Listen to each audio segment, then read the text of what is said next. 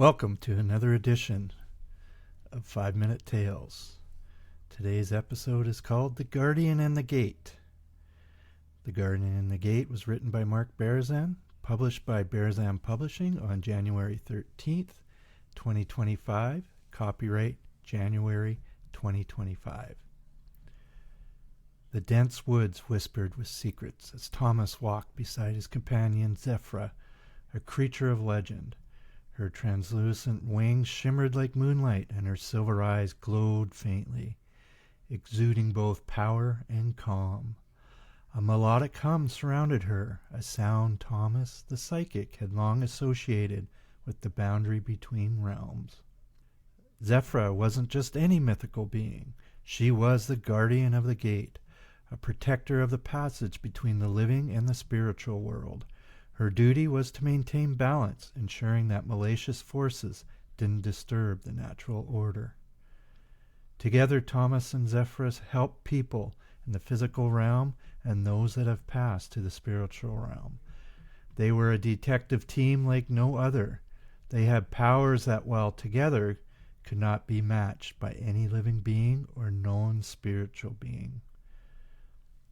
Trailing just behind was Lunara, a medium clutching a pendant that trembled in her hands.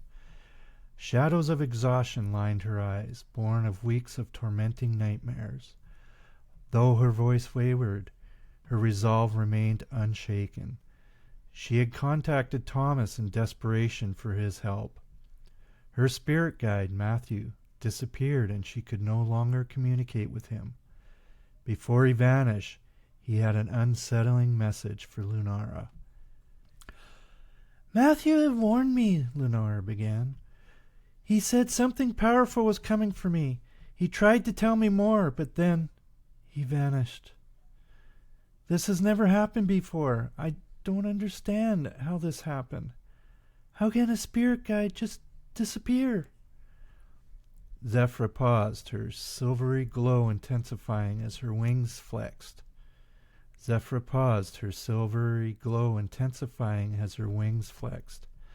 "A disturbance near the gate," she murmured. "Someone is exploiting its power, twisting it to their will. This is no ordinary presence. It's personal."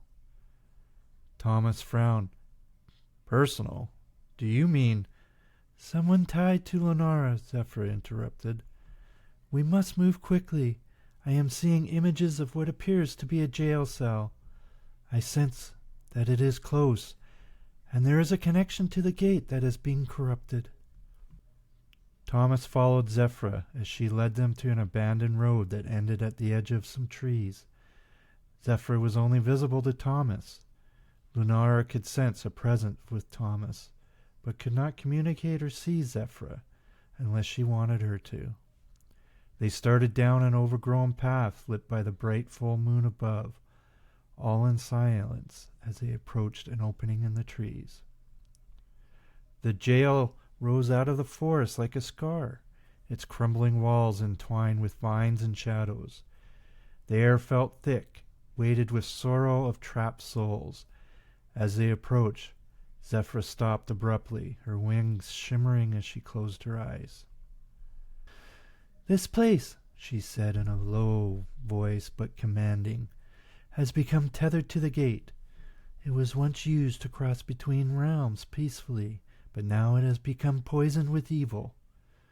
Whoever has done this seeks to exploit its power and bring harm to this reality."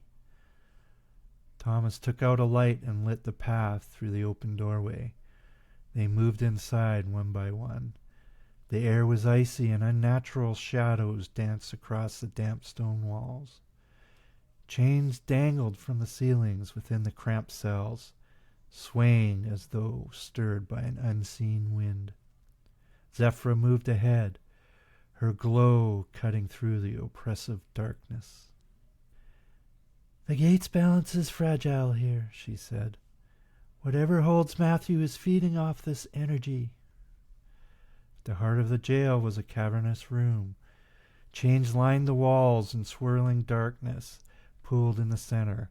Out of the shadows stepped a figure tall and imposing, with crimson eyes that burned like embers. His form flickered between human and monstrous, and an aura of malice clung to him like a shroud. "There are I," that demon growled, his voice resonating with thunder. "You shouldn't have come." Lunara froze, clutching her pendant tighter. "Where's Matthew? What have you done to him?" The demon chuckled, his laughter echoing cruelly off the walls. "Matthew? He's safe for now. But you should have stayed away." Zephra stepped forward, her wings spreading wide. "You cling to hatred," she said, voice like steel. "Release the spirit guide and cease your interference with the gate." The demon sneered. "And who are you to command me, creature?" "I am Zephra," she said, her light intensifying. "Guardian of the gate, your evilness will not be allowed to continue to cross the boundaries." The demon turned his gaze to Lunara, his crimson eyes narrowing.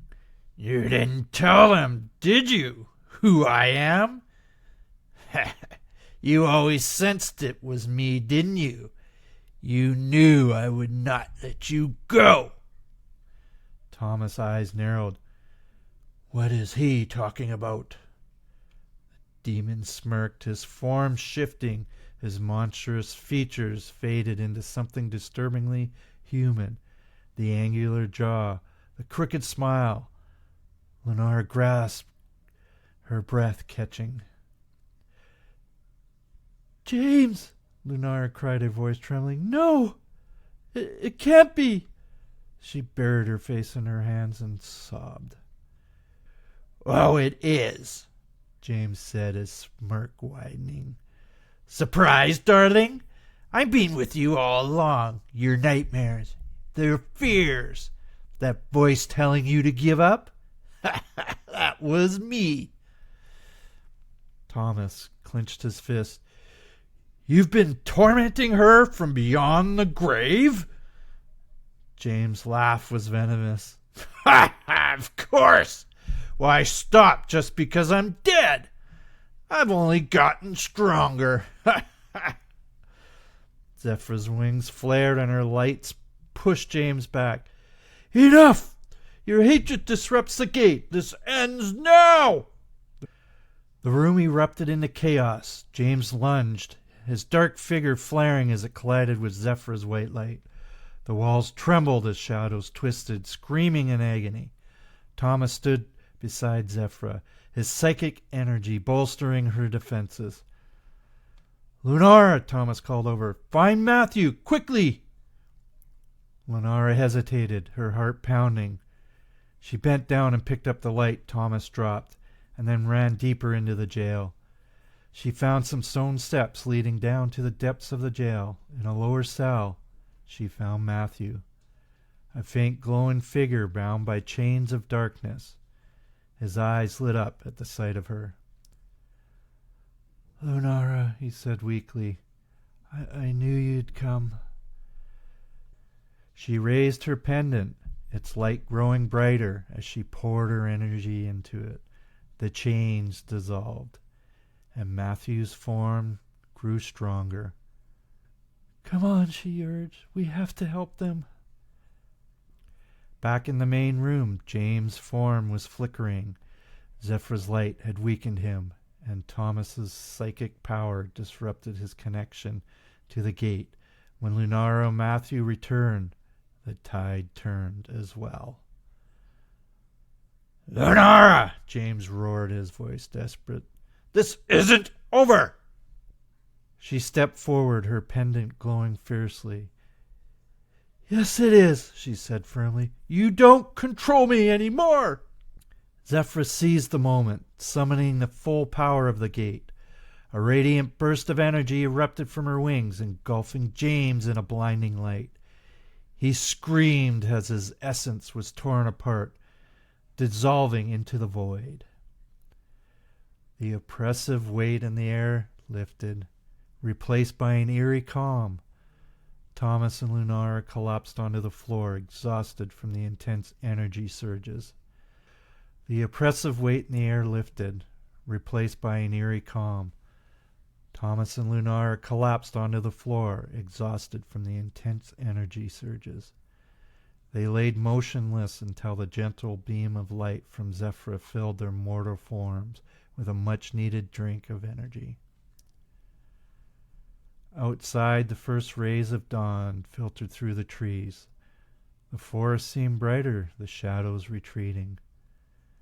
Matthew turned to Lunara, his form fully restored. "Thank you," he said softly. "You saved me." Lunara nodded, tears streaming down her face. "Always." Thomas leaned against the tree, his exhaustion still evident, but his smirk intact. "Next time," he said, "let's deal with something less personal." Lunara hugged Thomas and whispered, "Thank you." Zephra folded her wings, her glow dimming. "The gate is restored," she said quietly. "For now." As they walked away, Lunara's pendant glimmered faintly, a reminder of her resilience and the enduring balance between light and darkness.